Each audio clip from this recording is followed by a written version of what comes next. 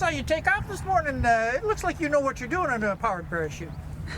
Yeah, I just got my license back in December with Seattle Parachutes. Doug Mass gave me my exam. He's with Six Shooter, and that's what this is. This was a Six Shooter Spirit. It's owned by my instructor, and I took up a friend of mine, and we went around in the pattern for about an hour. And so, how did you first get involved in powered parachutes?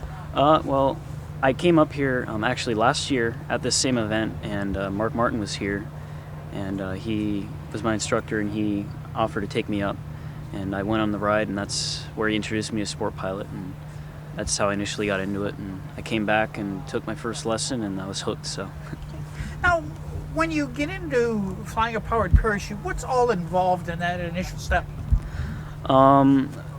Well, when you first start, it takes 10 hours of dual and 2 hours solo as the total time required, so 12 hours.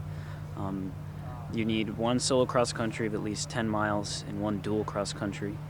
For me, we went to Camano Island, which is about 12 miles to the northwest, and there's a private strip there we went to and came back. And then to get the actual license, you need to have the examiner come. You have your logbook endorsement for the license, and then you go take the test. And it's very similar to an airplane test where you have your standard maneuvers, turn about a point, 360-degree S-turns, and the engine out, so pull the engine, where you're going to go, that kind of a thing. So. Now, is there a ground school involved in it too? Yes, they do teach ground school here. We have a classroom, and there's a written test involved also. You have 30, I think it was 40 questions and 35 that counted. They usually put in 5 as test questions. So. Now, when you're flying a powered parachute, you mentioned this is a 6-shooter. What type of control systems are they actually using on it? Now, for example, I'm on the ground and I'm taxiing. What am I using to taxi the airplane? Well, here's this is the ground steering here. Okay, and what's that operating? It's operating the nose gear, so it's full right and left deflection. Okay, and where's the throttle located?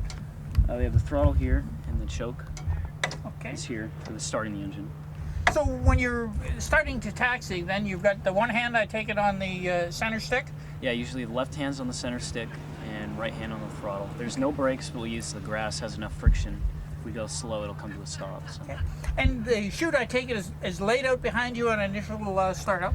Yeah, so we taxi out to where we want to take off, open up the chute bag, lay it out, and make sure the lines are clear. And then to take off, of course, you got to be strapped in, and then you're adding full power to initially get the chute up. Because that's what I saw you do this morning. You actually brought the chute up, and then it looked like you slowed down, and then you accelerated again. Yeah, so what I did is I brought the chute up and then brought the power back, and that was initially to make sure the lines were set and not use too much runway so I could get up before the fence. And then once the lines were set, full power, and then take off. So. Now, when you say line set, what does that mean? Well, there's 3 sets of lines. There's the leading edge, the midsection, and the trailing edge, and then there's about 5 lines on the far and right and left trailing edge for steering. And those, when you're steering, you're pulling your foot's up here. When you turn right, you push your right foot out. It's kind of like an airplane with rudder pedals, except the left stays in place. And so when you pull this out, the steering lines on the back go like this. They come down, so you're deflecting and turning the airplane. So it's pulling the back end of the chute down, creating more drag on that side. Yep. Okay.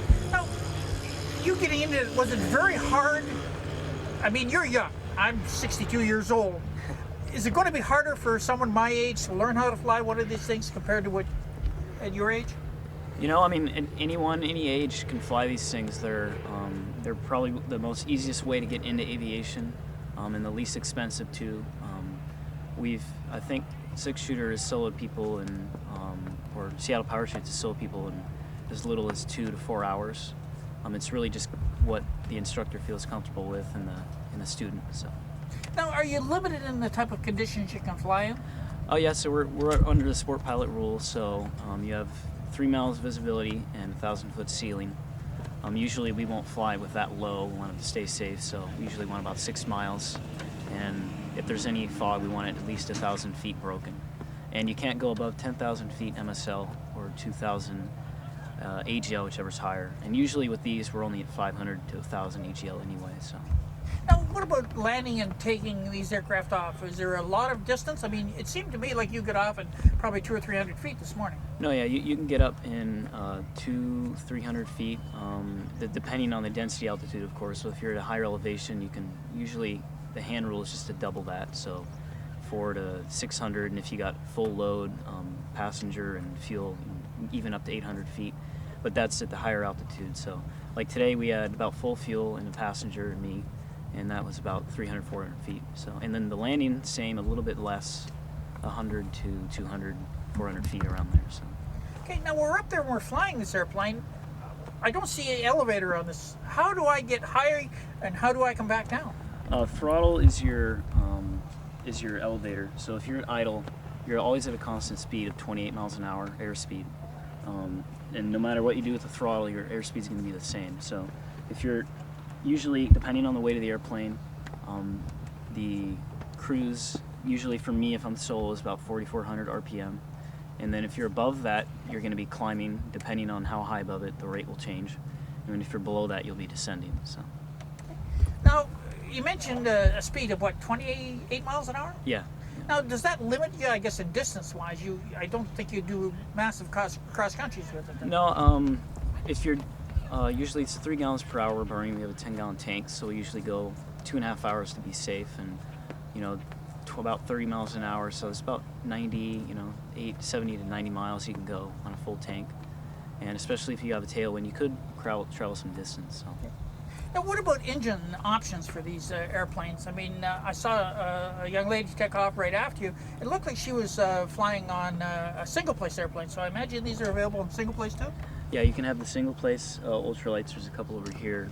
These are actually not ultralights. They're N-numbered aircraft, so you need a license to fly it, at least a student pilot license. But engine-wise, usually it's either a 503 Rotax, and usually they're also hand start. So. Okay. I noticed these are 503, and then you've got a 582 on the one you're yeah, flying. so 65 horse on mine. And then I was over on one of the booths over there, and it looked like a 912 on some of these as well. Yeah, that's in the Paragon. That's a 2-seat trainer. Usually is what we're using ours for. It's an 80 horse 4-cylinder Rotax. Yeah.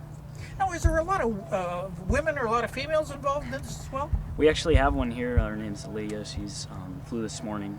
She actually just got her license, I think, within the last month. So, but yeah, we have a couple here at least. So. Now, where do you fly out of? Here, actually, Arlington. I fly when the air show's not here. Our runway is actually where all the planes are parked and the barn is, and our hangars are over there in the ultralight area. So. And how many aircraft are on this field? I'm not sure the exact number, but we have at least 10 to 15 here in the hangars, and we all share the hangars because they're not as big as a regular airplane. So. Now, are you the only one in your family that's involved in aviation? Direct family, yeah.